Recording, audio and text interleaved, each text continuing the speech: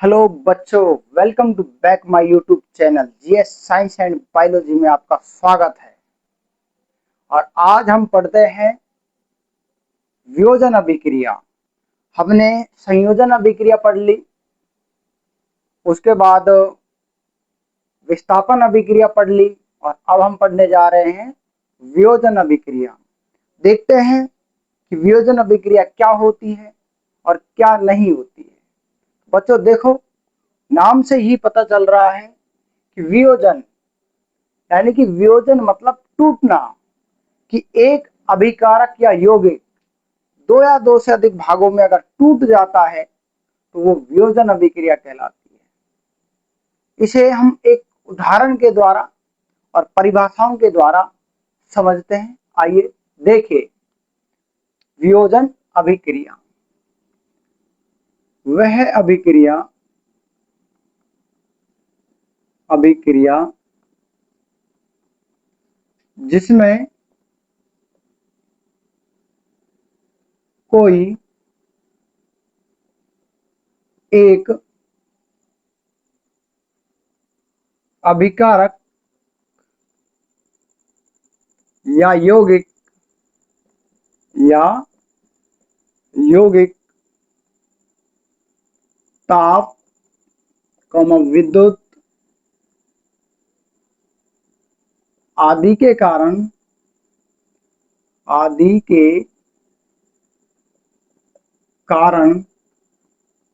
दो या दो से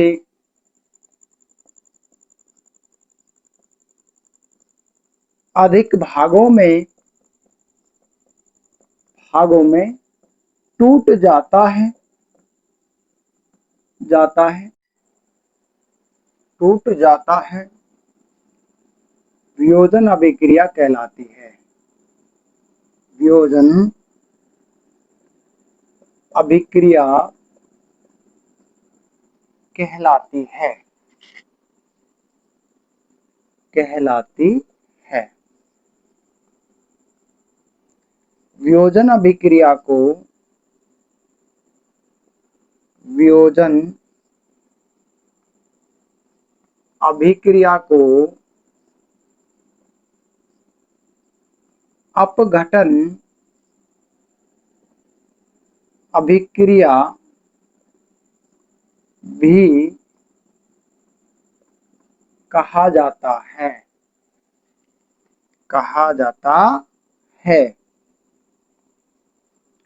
तो प्यारे बच्चों, ध्यान रखें कि वियोजन अभिक्रिया में एक अभिकारक टूटेगा और दो या दो से अधिक उत्पाद बनेंगे। ऐसी अभिक्रिया वियोजन अभिक्रिया कहलाती है। और इस वियोजन अभिक्रिया को अपघटन अभिक्रिया भी कहा जाता है, क्योंकि ध्यान रखना, अपघटन का अर्थ भी होता है टूटना। एक अभिकारक दो या दो से अधिक भागों में टूट जाना ही वियोजन अभिक्रिया कहलाती है। अब कोई पदार्थ ताप के कारण टूट सकता है, विद्युत के कारण टूट सकता है या प्रकाश के कारण टूट सकता है। वो किसी भी कारण से दो या दो से अधिक भागों में टूट सकता है। फॉर एग्जाम्पल, जैसे एक यौगिक है AB, ये कोई एक यौगिक है। यदि ये ताप के कारण A+B उत्पादों में टूट जाता है, पदार्थों में टूट जाता है, तो ये अभिक्रिया वियोजन अभिक्रिया कहलाती है। और इस वियोजन अभिक्रिया को, यहाँ एक यौगिक है, इस पर जब ताप इसको गर्म किया जाता है, ये A और B भागों में टूट जाता है और ये टूटना ही वियोजन अभिक्रिया कहलाता है। अब इस वियोजन अभिक्रिया को हम उदाहरणों के द्वारा पढ़ते हैं। इस वियोजन अभिक्रिया के प्रकार पढ़ते हैं। ध्यान रखना, पदार्थ तो जिस कारण से टूटेगा, अभिक्रिया का नाम उसी आधार पर कर दिया जाता है। आइए पढ़ते हैं वियोजन अभिक्रिया के प्रकार। वियोजन अभिक्रिया के प्रकार।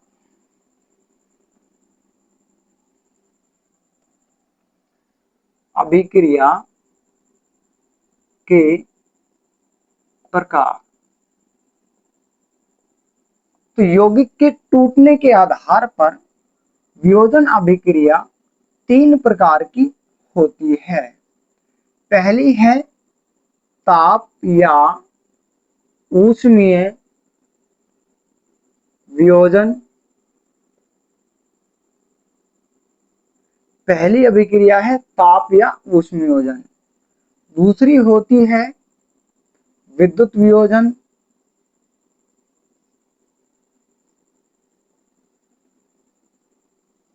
और तीसरी होती है प्रकाश वियोजन। प्रकाश वियोजन।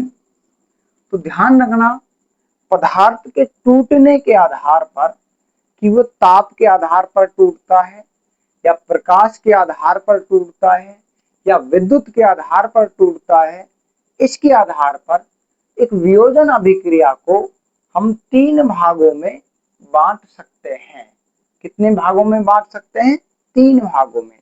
आइए पढ़ते हैं। सबसे पहले ताप या ऊष्मीय वियोजन क्या होता है और इसे एग्जाम्पलों के द्वारा समझने की कोशिश करते हैं, चलते हैं। तो पहला है तापीय या ऊष्मीय वियोजन। तो बच्चों ध्यान रखना है, अगर पदार्थ ताप के कारण टूटता है या ऊष्मा के कारण टूटता है तो वह वियोजन अभिक्रिया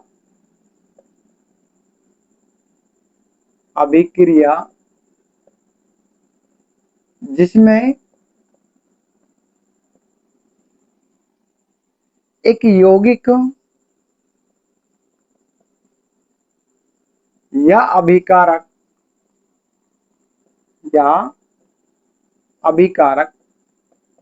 ताप या ऊष्मा के कारण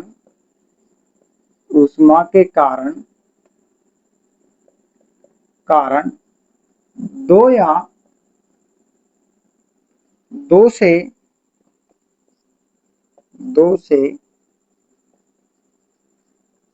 अधिक भागों में टूट जाता है और तापीय या ऊष्मीय वियोजन कहलाता है।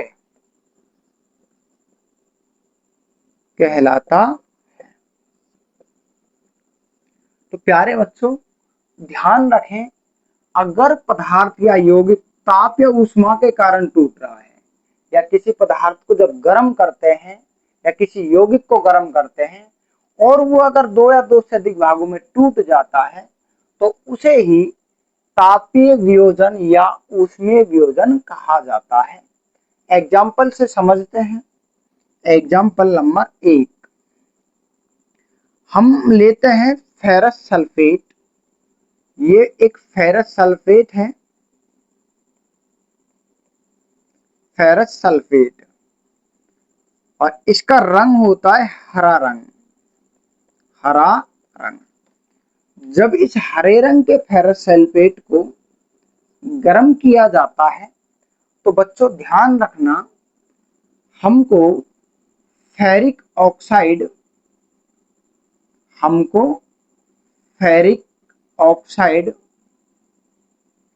तथा साथ में सल्फर डाइऑक्साइड गैस और सल्फर ट्राइऑक्साइड गैस प्राप्त होती है।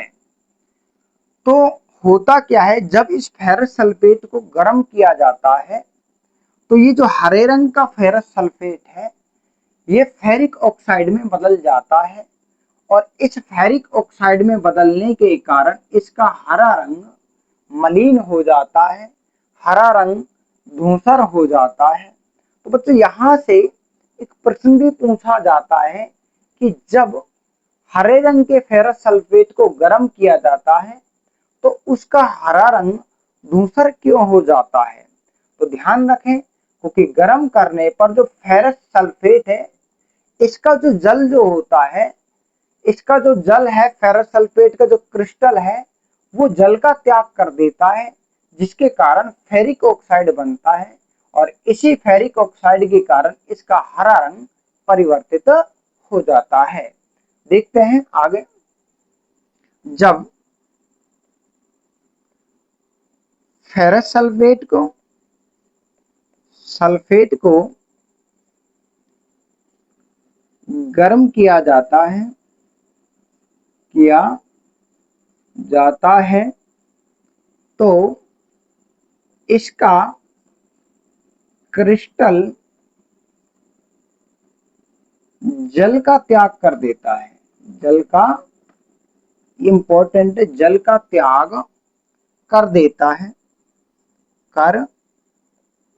है जिससे फेरिक ऑक्साइड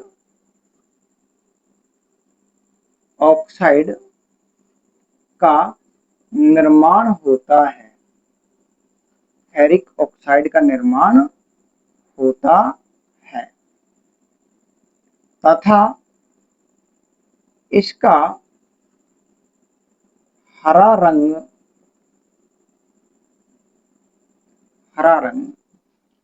परिवर्तित हो जाता है।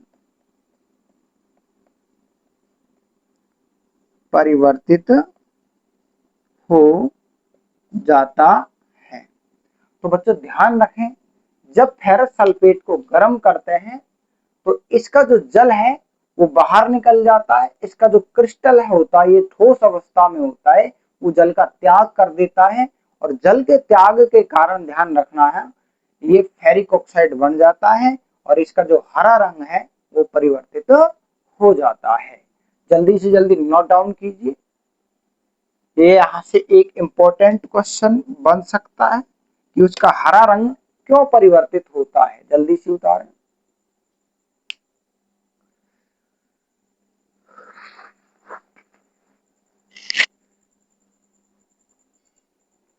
आगे चलते हैं, एग्जाम्पल नंबर दूसरा, तापीय वियोजन का एग्जाम्पल नंबर दूसरा पढ़ते हैं।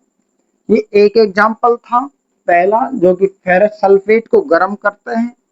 अब दूसरा एग्जाम्पल पढ़ते हैं कैल्शियम कार्बोनेट का।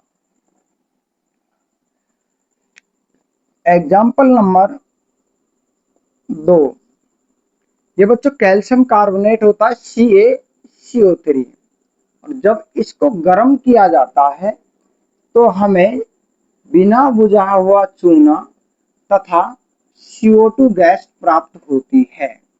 ये कैल्शियम कार्बोनेट है, कैल्शियम कार्बोनेट। इसे जब हम गर्म करते हैं तो हमें चूना प्राप्त होता है और कार्बन डाइऑक्साइड गैस प्राप्त होती है। तो बच्चों यहाँ से भी प्रश्न आता है कि जब कैल्शियम कार्बोनेट को गर्म किया जाता है तो किसका निर्माण होता है? चूने का निर्माण होता है, बिना बुझे हुए चूने का निर्माण होता है और साथ में CO2 गैस प्राप्त होती है। तो यहाँ से एक क्वेश्चन आ सकता है कि एक पदार्थ X है तथा जब इसे गर्म किया जाता है तो चूने का निर्माण होता है और साथ में एक Y गैस बनती है। क्वेश्चन, एक पदार्थ X को गर्म करने पर चूना तथा गैस Y प्राप्त होती है। तो X तथा Y का नाम लिखिए। तो बच्चों आप बता सकते हैं, X को गर्म करने पर चूना बनता है और एक गैस प्राप्त होती है जो कि क्या होती है? CO2 गैस होती है। तो ध्यान रखना, X जो होता है वो होता है कैल्शियम कार्बोनेट और जो Y होता है वो होती है CO2 गैस। तो ध्यान रहे जब कैल्शियम कार्बोनेट को गर्म किया जाता है तो ध्यान रखें हमें बिना बुझा हुआ चूना और साथ में CO2 गैस प्राप्त होती है, क्योंकि यह ध्यान रखना ताप के कारण ये दो भागों में टूट जाता है। और इससे इस टाइप का एक क्वेश्चन आपको बनकर तैयार हो सकता है। एग्जाम्पल नंबर तीसरा पढ़ते हैं, जल्दी से नोट डाउन। तो बच्चों वियोजन अभिक्रिया का तीसरा एग्जाम्पल पढ़ते हैं जो कि पेपर में कई बार पूछा हुआ है। तीसरा एग्जाम्पल हम पढ़ते हैं, देखो 2PbO या 2PbNO3 का NO3 का होल ट्वाइस ये होता है बच्चों लेड नाइट्रेट। लेड नाइट्रेट, जब इस लेड नाइट्रेट को गर्म किया जाता है तो ध्यान रखना 2PbO बनता है, यानी कि लेड ऑक्साइड बनता है।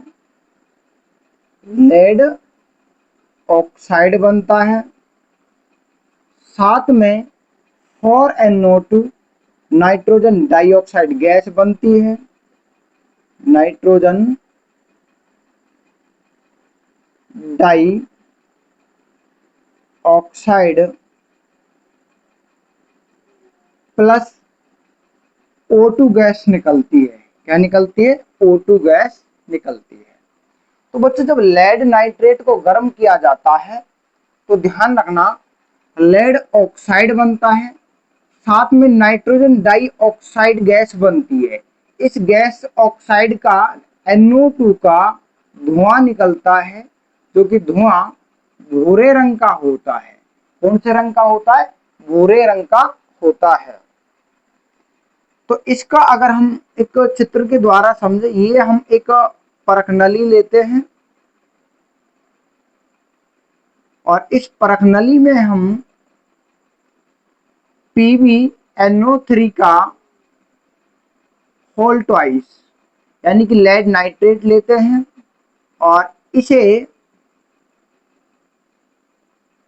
चिमटे की सहायता से बर्नर या स्टोव से गर्म किया जाता है।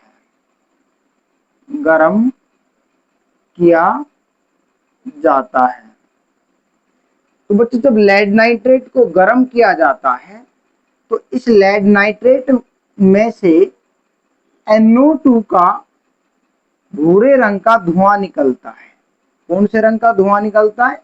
भूरे रंग का धुआं निकलता है। तो बच्चों ध्यान रखें, ये जो है पेपर की दृष्टि से बहुत ज्यादा इंपॉर्टेंट है और ये प्रश्न आया हुआ है कि एक पदार्थ X को गर्म करने पर एक भूरे रंग का धुआं निकलता है। बताइए कि भूरे रंग का धुआं किसका होता है और वो पदार्थ क्या है? तो बच्चों ध्यान रखना, जब लेड नाइट्रेट को गर्म करते हैं तो भूरे रंग का जो धुआं है वो 4NO2 यानी कि नाइट्रोजन डाइऑक्साइड के कारण निकलता है। और ये वियोजन अभिक्रिया का जो पहली वियोजन अभिक्रिया है ताप या ऊष्मीय वियोजन अभिक्रिया, उसके 3 एग्जाम्पल कंप्लीट होते हैं। पहला एग्जाम्पल हमने फेरस सल्फेट को गर्म किया था, दूसरा एग्जाम्पल हमने कैल्शियम कार्बोनेट को गर्म किया था और तीसरा एग्जाम्पल लेड नाइट्रेट को गर्म किया था। तो एक लेड नाइट्रेट और एक फेरस सल्फेट, ये दो क्वेश्चन वेरी वेरी इंपॉर्टेंट बन जाते हैं यहां से। अगला पढ़ते हैं, आगे पढ़ते हैं वियोजन अभिक्रिया का दूसरा प्रकार पढ़ते हैं विद्युत वियोजन। बच्चों देखो विद्युत वियोजन क्या होता है, क्या नहीं होता है। दूसरा वियोजन पढ़ते हैं हम विद्युत वियोजन। विद्युत वियोजन,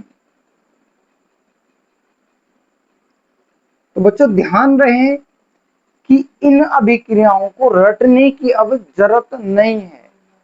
जैसे कि नाम से पता चल रहा है कि ऐसी अभिक्रिया जिसमें जो वियोजन होता है, जिसमें जो पदार्थ टूटता है, वो किसके कारण टूटेगा? विद्युत के कारण। यदि कोई एक अभिकारक या यौगिक विद्युत के कारण दो या दो से अधिक भागों में टूट जाता है तो वो विद्युत वियोजन कहलाता है। आइए देखते हैं, इसको एग्जाम्पल से समझने का प्रयास करते हैं और शानदार तरीके से समझने का प्रयास करते हैं। तो देखो, वह वियोजन जिसमें कोई एक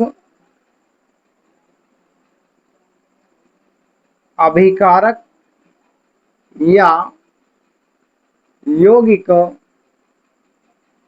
विद्युत के कारण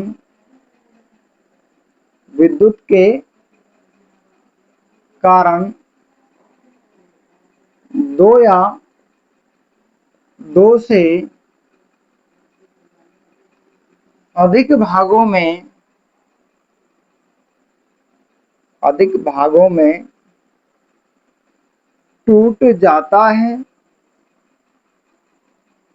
विद्युत वियोजन कहलाता है। विद्युत वियोजन कहलाता है। तो बच्चों ध्यान रखना, यदि अभिकारक या यौगिक किसके कारण टूटे? विद्युत के कारण टूटे। किसके कारण? विद्युत के कारण टूटता है तो उसे हम विद्युत वियोजन कहते हैं। एग्जाम्पल से समझते हैं। उदाहरण, जल का विद्युत वियोजन। देखो बच्चों, जब हम जल H2O जो होता है, इसका अगर हम एक पात्र में लेकर विद्युत वियोजन कराते हैं, इसको विद्युत धारा प्रवाहित करते हैं, तो ये हाइड्रोजन तथा ऑक्सीजन गैस में टूट जाता है और इसे ही जल का विद्युत वियोजन कहा जाता है। विद्युत धारा प्रवाहित की जाती है।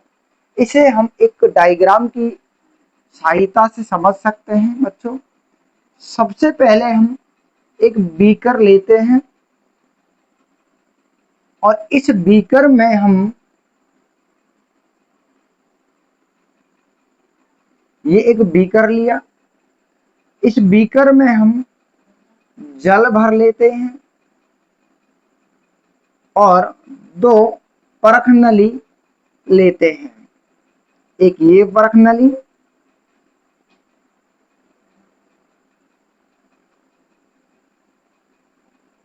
इसको हम एनोड बना देते हैं। इस परख नली के अंदर एक एनोड लगा देते हैं। क्या लगा देते हैं बच्चों? एनोड लगा देते हैं। इसी प्रकार एक परख नली इसमें दूसरी लगाते हैं, जिसे हम कैथोड बना देते हैं।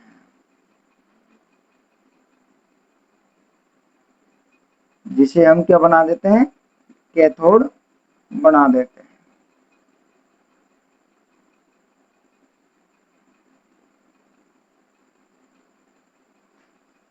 अब हम इसे सेल की सहायता से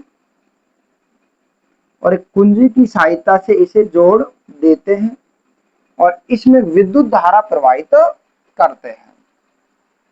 जैसे ही जल के अंदर विद्युत धारा प्रवाहित की जाती है तो एनोड जो होता है उस पर ऑक्सीजन गैस के बुलबुले उत्पन्न होने लगते हैं और इस कैथोड पर हाइड्रोजन गैस के बुलबुले उत्पन्न होने लगते हैं। ये होता है जल का वैद्युत अपघटन। जल का अपघटन। और कौन सा अपघटन? वैद्युत अपघटन। यानी कि हम सबसे पहले एक पात्र लेते हैं, इसमें जल भर के दो परख नली लगाते हैं, इसमें एनोड लगा देते हैं और कैथोड लगा देते हैं। दोनों को हम विद्युत सेल की सहायता से जोड़ते हैं। जैसे ही कुंजी से यहाँ से धारा प्रवाहित की जाती है तो ध्यान रखना बच्चों, एनोड पर ऑक्सीजन गैस उत्पन्न होने लगती है, कैथोड पर हाइड्रोजन गैस उत्पन्न होने लगती है। अर्थात जल जो है वह हाइड्रोजन तथा ऑक्सीजन गैसों में टूट जाता है। इस प्रकार जल का वैद्युत अपघटन संपन्न होता है। तो यदि कोई भी यौगिक जल के कारण दो भागों में टूटता है, उसे ही हम वैद्युत अपघटन या वैद्युत वियोजन या विद्युत वियोजन कहा जाता है। जल्दी से नोट डाउन कीजिए बच्चों, और शानदार तरीके से समझने के लिए हमारे YouTube चैनल के सब्सक्राइब करें, शेयर करें। जल्दी से जल्दी नोट डाउन कीजिए।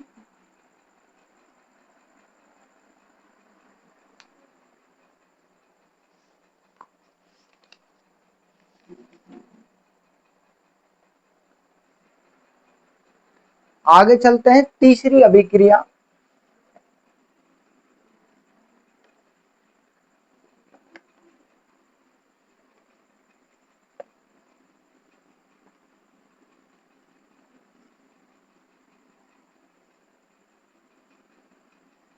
तो जो पढ़ते हैं वियोजन अभिक्रिया का तीसरा प्रकार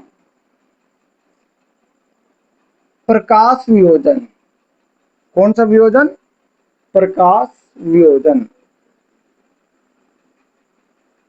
ध्यान रहे बच्चों, नाम क्या है अभिक्रिया का? प्रकाश वियोजन।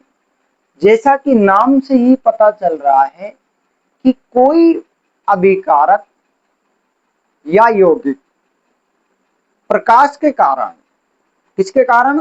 प्रकाश के कारण यदि दो या दो से अधिक भागों में टूट जाता है तो उसे ही हम प्रकाश वियोजन कहते हैं।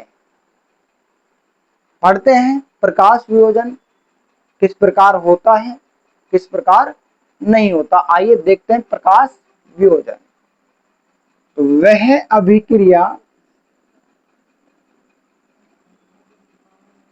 अभिक्रिया जिसमें कोई एक यौगिक या अभिकारक प्रकाश के कारण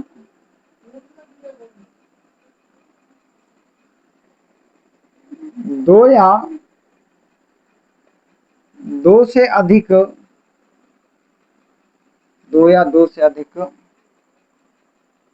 भागों में टूट जाता है, प्रकाश वियोजन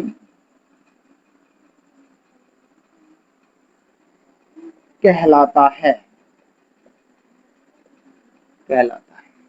तो बच्चों सीधा सिंपल, अगर कोई पदार्थ, नो झिझक नो टेंशन, अगर कोई पदार्थ प्रकाश के कारण टूटे, किसके कारण टूटे?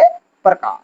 सपोज कीजिए आप प्लास्टिक को प्रकाश में रखते हैं, धूप में पटकते हैं, तो प्रकाश के कारण धीरे धीरे वो टूटने लगती है। ऐसे ही ध्यान रखना कि प्रकाश के कारण यदि कोई पदार्थ टूटता है, वियोजित होता है, उसे ही हम प्रकाश वियोजन कहते हैं। एग्जाम्पल देखते हैं। एग्जाम्पल 2 AgCl बच्चों ये होता है सिल्वर क्लोराइड,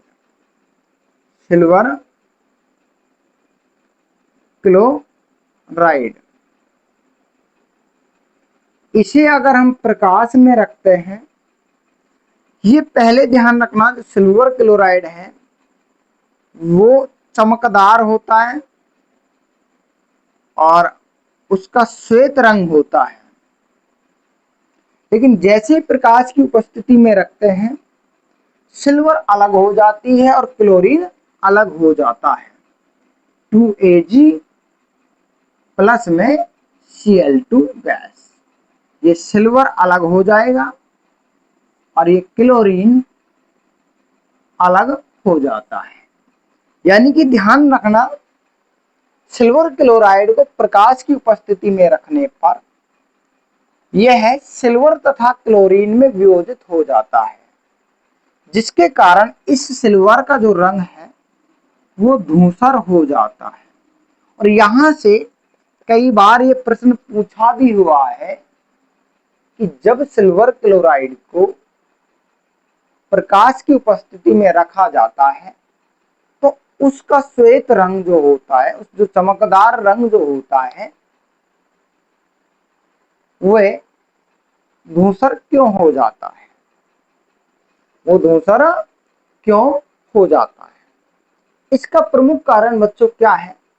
इसका प्रमुख कारण यह है कि जो सिल्वर क्लोराइड जो है वो सिल्वर तथा क्लोरीन में टूट जाता है, जिसके कारण इसका रंग जो है, चमक है, श्वेत है, वो धीरे धीरे भद्दा हो जाता है, यानी कि धूसर हो जाता है। पढ़ते हैं एग्जाम्पल नंबर 2। एग्जाम्पल नंबर 2, इसी प्रकार ध्यान रखना 2AgBr लेते हैं। यह है सिल्वर ब्रोमाइड। इसको अगर प्रकाश की उपस्थिति में रखा जाता है तो ये भी सिल्वर तथा Br2 यानी कि ब्रोमीन में टूट जाता है। ब्रोमीन में क्या हो जाता है? टूट जाता है। अब ये जो दोनों अभिक्रियाएं, ये सिल्वर ब्रोमाइड है, इसका उपयोग श्याम श्वेत फोटोग्राफी, स्टार लगा लेना, इंपॉर्टेंट क्वेश्चन है कि इसका उपयोग श्याम श्वेत फोटोग्राफी में किया जाता है। फोटोग्राफी में किया जाता है। और ये प्रश्न वन लाइनर में कई बार आरबीएससी बोर्ड ने पूछा हुआ है कि श्याम श्वेत फोटोग्राफी में किसका उपयोग किया जाता है? सिल्वर ब्रोमाइड और सिल्वर क्लोराइड, ज्यादातर एग्जाम्पल हम सिल्वर ब्रोमाइड देते हैं, का उपयोग किया जाता है। तो इस प्रकार वियोजन अभिक्रिया के तीनों प्रकार, ताप, विद्युत और प्रकाश वियोजन समाप्त होते हैं। और तीनों से बनने वाले प्रश्नों को हमने अच्छे से समझा कि कहां से कैसे प्रश्न बनता है। आगे बढ़ते हैं नेक्स्ट, चौथे नंबर की अभिप्रक्रिया अब पढ़ते हैं हम, अभिक्रिया द्विविस्थापन अभिक्रिया।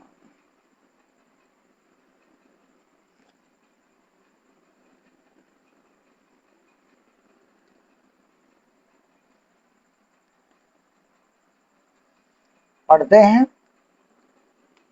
नंबर 4। इस वियोजन अभिक्रिया कंप्लीट हो गई है हमारी। अब पढ़ रहे हैं हम द्विविस्थापन अभिक्रिया।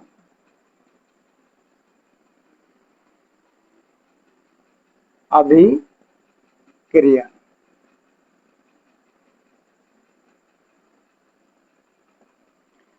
बच्चों, हमने पहले विस्थापन पढ़ी थी।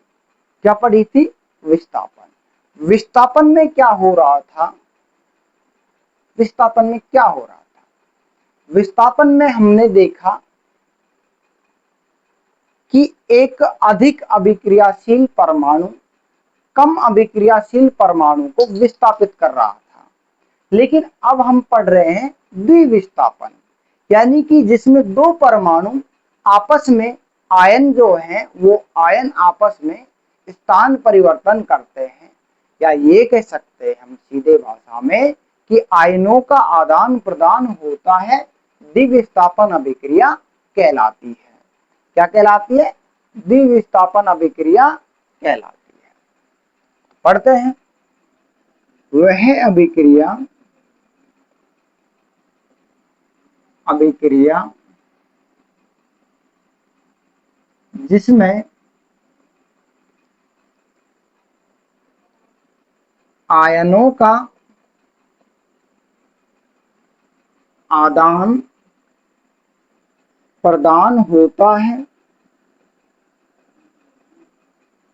द्विविस्थापन अभिक्रिया कहलाती है। अभिक्रिया कहलाती है।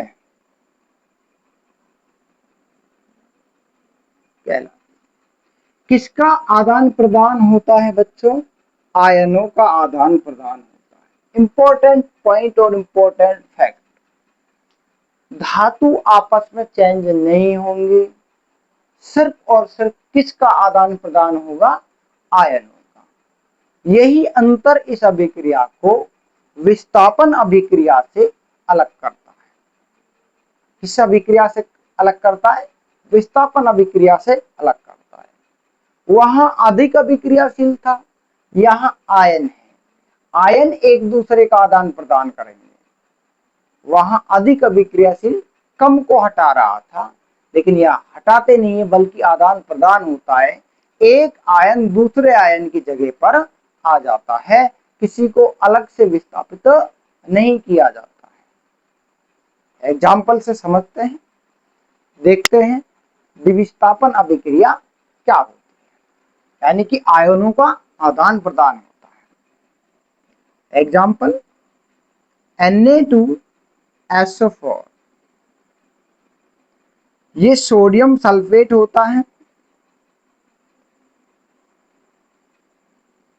सल्फेट होता है, और ये घुलित अवस्था में लेते हैं, प्लस BaCl2, ये बेरियम क्लोराइड है।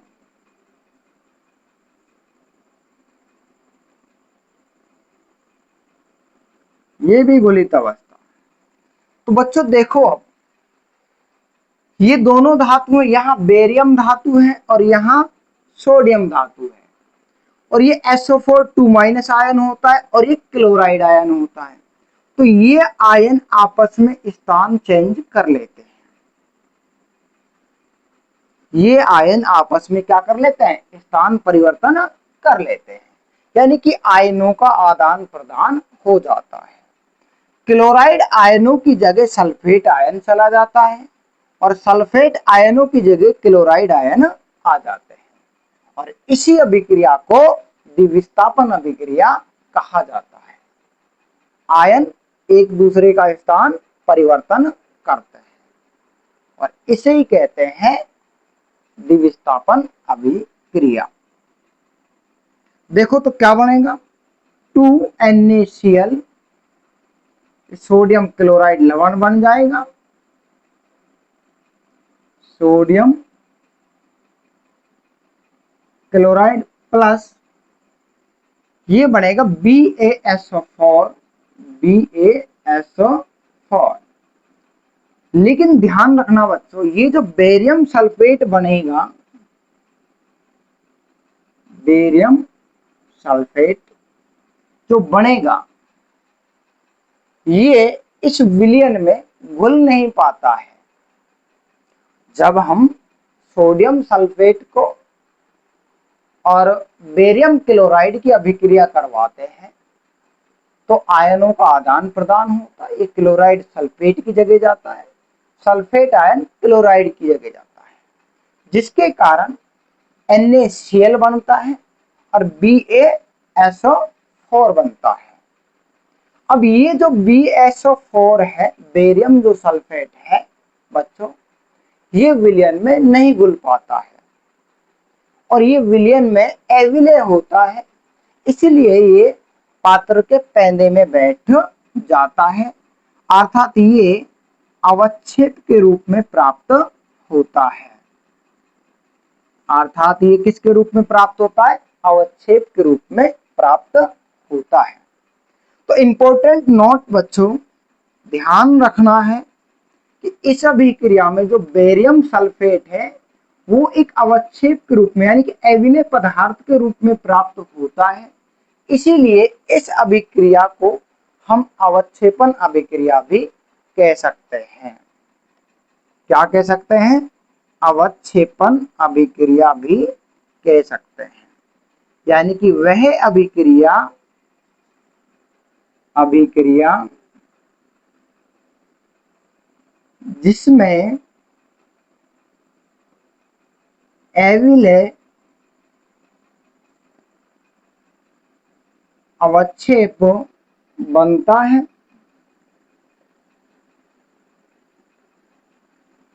अवक्षेपन अभिक्रिया कहलाती है। अवक्षेपन अभिक्रिया कहलाती है। तो बच्चों ध्यान रहे कि जिस भी अभिक्रिया में अवक्षेप बनता है उस अभिक्रिया को ही अवक्षेपन अभिक्रिया कहा जाता है। यहाँ इस अभिक्रिया में जो बेरियम सल्फेट है वह अवक्षेप के रूप में प्राप्त होता है। बच्चों ऐसे ही आसान भाषा में विज्ञान को समझने के लिए हमारे YouTube चैनल से जुड़े। GS science and biology YouTube channel पर सब्सक्राइब करें और इसे अधिक से अधिक मात्रा में शेयर करें, उन बच्चों तक पहुंचाएं जहां अभी शिक्षा बहुत दूर है। धन्यवाद।